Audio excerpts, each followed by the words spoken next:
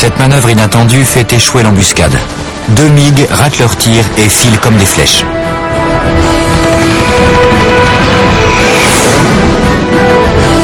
Les F-86 virent de bord.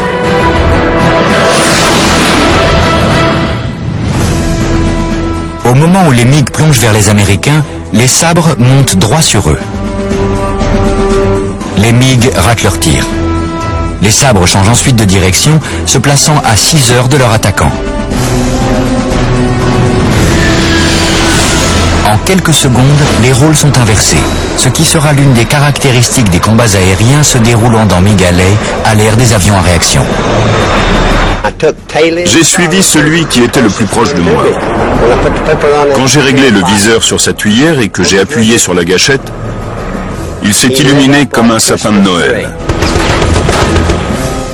Nos mitrailleuses contenaient des balles perforantes incendiaires de calibre 50. L'explosion crible le moteur de l'ennemi.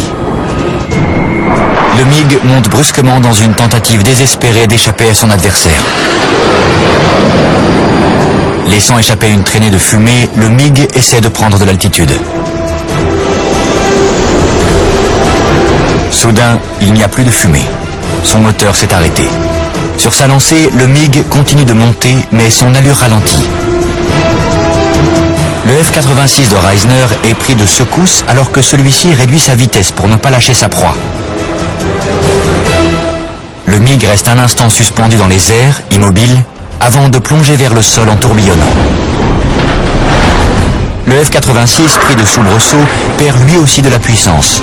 Puis, il décroche. Reisner appuie sur la gouverne de gauche, plonge et envoie une dernière rafale sur le MiG qui tourbillonne à seulement 300 pieds au-dessous de lui. C'était quelque chose d'entendre ces mitrailleuses qui crépitaient. J'étais sûr que je l'avais touché et je ne me trompais pas. Les cartouches perforantes incendiaires de calibre 50 transpercent le fuselage du MiG à l'arrière. Le stabilisateur vertical vole en éclats.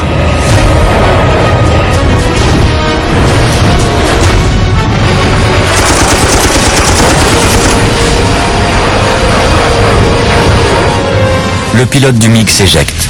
Le combat est fini. C'est le premier carton de Reisner. Pour être franc, c'était un sentiment grisant. Nos ordres étaient d'abattre des MiG et c'était ce que je venais de faire. Mais ce combat n'était qu'un prélude.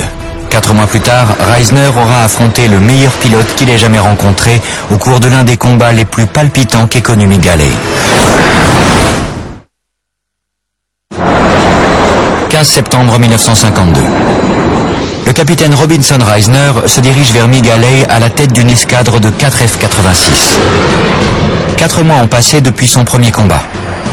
Pour tenter de maintenir leur suprématie aérienne dans cette zone infestée de MiG, les sabres escortent les bombardiers F-84 vers une zone industrielle située près de l'embouchure du fleuve Yalu.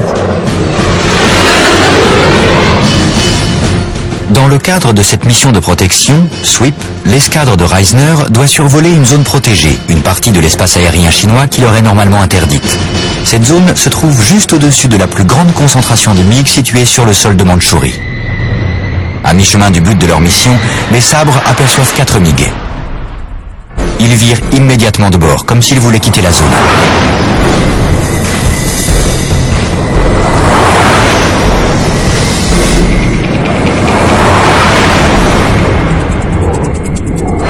Mais Reisner suspecte un coup tordu. Il décide de suivre les avions ennemis. Il ne s'était pas trompé. Les MiG ont fait demi-tour et foncent tout droit sur les bombardiers. Ces MiG ont ainsi initié l'une des batailles aériennes les plus impressionnantes de la guerre de Corée. Bien qu'il soit à sa portée maximale, le viseur à radar télémétrique repère sa cible avec une efficacité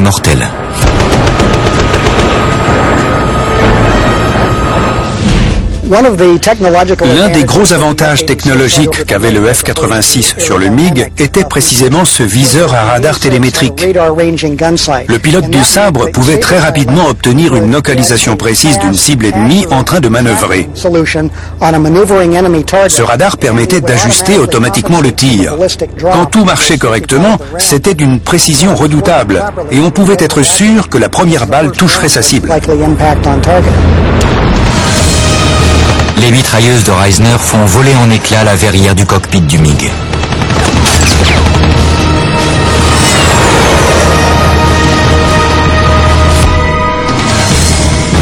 Les 3 autres MiG prennent la fuite.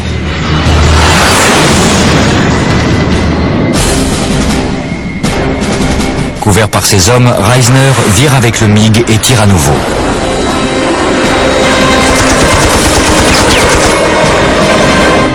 Voulant à tout prix se débarrasser de Reisner, le MiG tente alors le tout pour le tout. Il part en piqué, se met sur le dos, puis se retourne à nouveau. Son pilote est un véritable virtuose dans la maîtrise de son engin. Il va pousser Reisner dans ses derniers retranchements. Ce pilote est lui aussi un mousquetaire de l'air.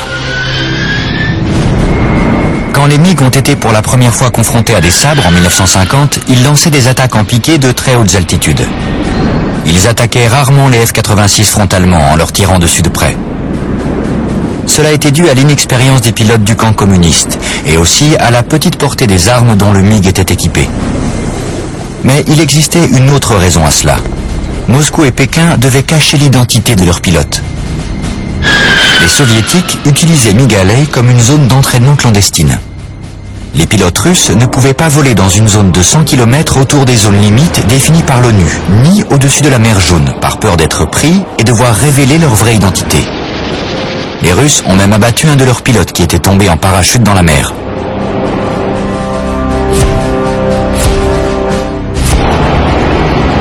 Durant l'été 1951, les soviétiques changent de tactique. Ils remplacent leurs pilotes débutants par des instructeurs et des pilotes de combat ayant de nombreuses heures de vol à leur actif, des vétérans de la Grande Guerre patriotique. Les Américains vont surnommer ces hommes les Honcho, mot d'argot japonais qui signifie dur à cuire. Et ils portent bien leur nom. Aujourd'hui, Reisner est aux prises avec un de ces Honcho. Une expérience qu'il n'oubliera jamais. Ce MiG était très agressif et il était aussi très bien entraîné. Il ne voulait pas me laisser passer derrière lui car j'aurais été en position de l'abattre. Il a donc décroché, il a effectué un split S et il est parti dans la direction opposée. Le split S est une technique de retournement fréquemment utilisée par les pilotes d'avions de chasse. L'avion se retourne sur lui-même et plonge, s'élançant dans la direction opposée à celle qu'il suivait. Il volait à si basse altitude que je ne pensais pas qu'il s'en sortirait.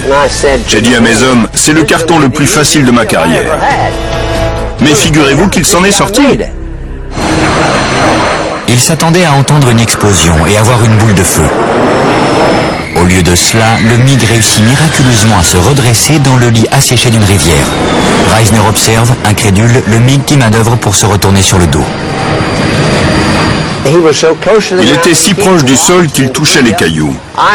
Je l'ai suivi et j'ai eu ma carlingue tout abîmée par les éclats de pierre qu'il envoyait. C'est à partir de là que le combat a vraiment commencé. Ce type était vraiment un as. Reisner arrive à grand-peine à garder son manche à balai en main tellement il est secoué par les remous provoqués par le MiG. Le MiG détale comme un perdu. Puis il actionne ses freins et réduit sa vitesse. Le pilote essaie de forcer le sabre à le dépasser, ce qui l'exposera à ses canons.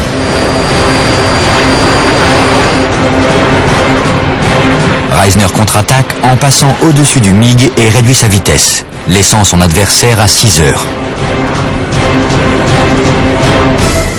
Le MiG appuie alors sur l'accélérateur et tourne brutalement en mettant les gaz à fond.